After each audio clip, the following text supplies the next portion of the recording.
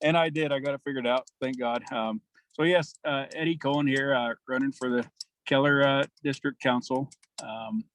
I've lived here in Keller for 10 years, and I've watched different people run here in this district over the years, and so after a little while, you got to sit there and think, well, I would like to make some changes, or I guess you can't complain on anything unless you want to really start making some changes, So I thought, well, it's time to see if he can make it in there, So I decided, okay, I'd like to see some changes, so I might as well put my name in to see if I can help out the community here as well as the tribe. So that's one of the reasons I decided to run. I see a need for change. So just hope that, I could get in there and help. I got a lot of, I feel like I have a lot of experience as far as the natural resources for our tribe. And that's what one of the big things for our tribe is our natural resources. And so that's a concern to me. So that, and then I also have a construction background, and with a lot of work going on the reservation, you need to have somebody in there that has an idea about construction, because it's really easy to throw a lot of money at a construction project and not get the final product you want. So yeah, those are a couple of the reasons I thought I could help out with making a change here. I see construction projects here that cost quite a bit of money and over budget, and that's one of the things the tribe needs to work on. Yes, the lowest bidder is not always the best one to use, but you got to get your money's worth out of it too. So that's just one of the little things that I see that they need help with around here. So that's kind of my deal right at the moment. And I believe I'm a good people person. I like to listen, and I like to I respect other people's opinions. So I just feel like I could do well there for them. I know I have a lot to learn, but like I said, I'm a good people person. So that's about all I've got right at the moment.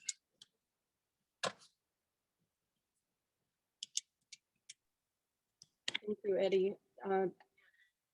Allison?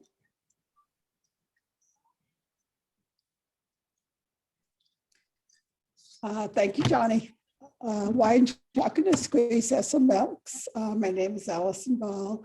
Cooks a helping a cook quilt, meaning that we have everything that we need, to be able to do what we need to do. My mother is Tilly Carden Absher. My father is William Bill Boyd. My stepdad is Russell Carden. My grandparents are Pete and Lena Seymour and Agnes and Harry Boyd. I come from a huge family, and they're kind of dispersed all over the reservation. We have about 11 brothers and sisters that we grew up with, and that I grew up with. And my family, I'm married to Tom Ball. He's a Modoc Klamath tribal employee. We have tribal employee, Klamath Modoc Indian. And we have children, JT Cheyenne, Kevin, Joe and Shannon, and many grandchildren. I've worked with the tribe for about 7 years as a Health and Human Services Director before. I went to work with the Family Impact Network. I'm the Director of Strategy. I've gone to school. I've gone to school to like St. Mary's Mission, to a community college, just a public college, to a private college. So experience education, it's just a really huge range of education experience. I have work experience, a lot of managers. I got a lot of background in Indian education, health and human services.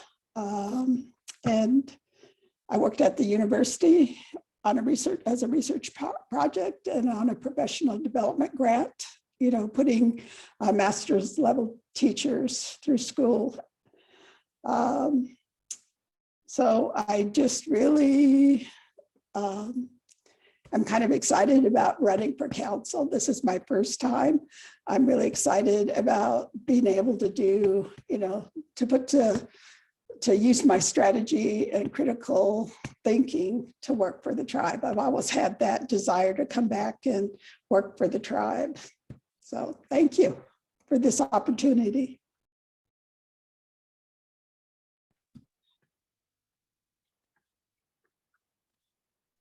Randy.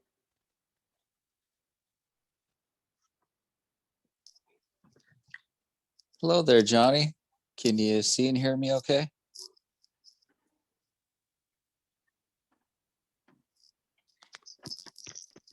Yes.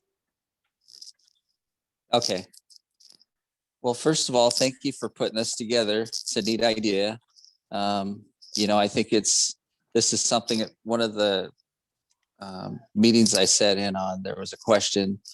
People were asked, is there anything positive you got out of this COVID experience? And one of the things that people highlighted was their learning new technology and learning how to still communicate with each other. And I think that's really important. I think, that I hear that a lot. That's something that's been missing from our tribe. Something there, people are seeing more now that it's time for people to run for council. They're starting to hear from people, but I think it's important for us to use this type of technology all the time. A couple of years ago, I was on my way to work and I had this crazy thought, should I be running for tribal council? I have a lot of experience. I see things that take place that I think I could improve on. And, to be honest, I thought, why would I leave my job? I'd be crazy. Are you crazy, Randy? And, things kind of changed for me. Some people know the story, some don't. But anyway, I took it. There's a lot of different ways I could have taken it, but that change in my life. But I took it as a way for me as a reflection. I spent a lot of time meditating or praying, and I'm a man of faith, try to be anyway. And I guess I was out sitting by this stream one day and I thought, God, if you want me to run, then let me know. And it was almost like, well, do I need to hit you in the head with a 2x4? I think you need to run. So I'm running. I do have certain skills, qualifications, experience I can offer. But it gives people a choice. I think it's great. I mean, I think just in our position alone, I think there's 8 different candidates for Nispelem district position too. So that's great. I have, I think about 29 years of experience working, started out with the BIA originally as a forestry intern, and then got a natural resource degree from Washington State University. And so I've worked in, forestry, fire, wildland firefighting for about, 20 years, something like that. And then was the Fish and Wildlife Director, worked in the different forestry districts. And so anyway, a lot of experience in that type of stuff. Trying to think, I guess, otherwise, yes, I think like Eddie mentioned earlier, it is a little bit scary stepping up, but, our people need leaders that are willing to look after the needs of the people, not just their families. This winning the Snipes case is a great example. The tribe, the leadership should be getting with the people hopefully soon and trying to figure out, what are the next steps for us as a tribe and as First Nations even being in Canada. So very easily somebody could say, well, geez, I'm just going to look after my family and, kind of, look past the rest of the tribe. But it's really important. It could be a absolutely amazing opportunity for the Sinaiaks people. My family also has Sinaiaks heritage.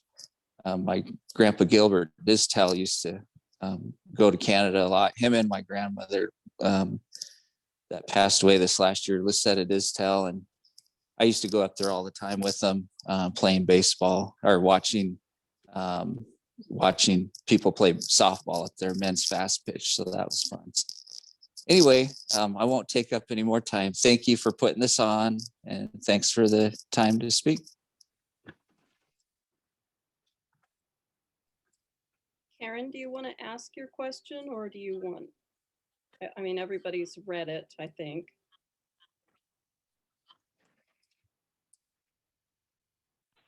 Oh, maybe I missed that part. Sorry.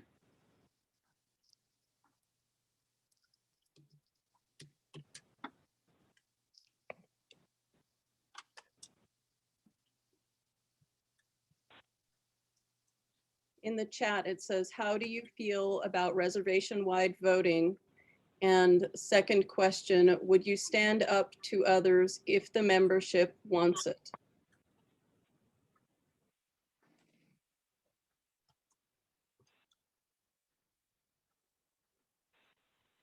So reservation-wide voting and standing up to others if nobody wasn't, was that what it was? Okay, I'll be quick. I know there's a lot of people. So for myself, reservation-wide voting, I've heard both sides. I'm gonna say maybe 50-50 is what I'm hearing, just with the people I know on what they would like, whether some would like it, some would not. I think it's something, if it's something that is that people are interested in, one way to find out would be to actually do a vote. So I guess that's where I would be on it. I'm not convinced one way or the other. So I would say, put it to the vote to the people and find out what they would like. I think prior to doing that, though, you'd probably want to draft up, what it would look like. Is it, would you still have 14? I've heard some people say reduce it to 7 if you're going to do res wide. So I think you'd have to design all that first and then put it up for a vote. As far as standing up, yeah, I'm a man of strong convictions. So when I see something wrong, I usually step in and sometimes, especially growing up, that would mean you might get socked in the eye or whatever. But today as adults, that's not necessarily acceptable behavior. It's not something I would do. I'm not a fighting person. But, I guess if I saw that, if somebody was threatening me, let's say in a council chamber or something like that, that's, obviously it's not ethical behavior if it's coming from another council person. But anyway, de-escalation is usually important. But yes, if I see something, I usually say something. So thank you.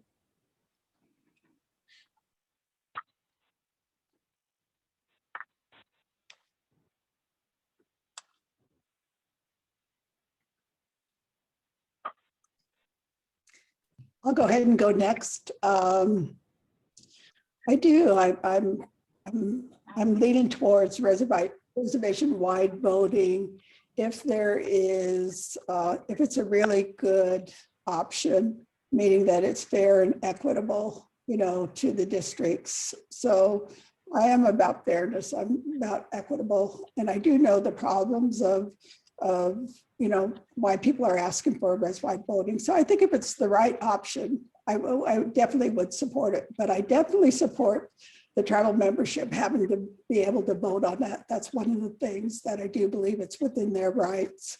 And I believe that I would support to put it out there for res-wide voting. We're standing up to others. I have a real quiet voice, and but that doesn't mean that I'm timid. I do speak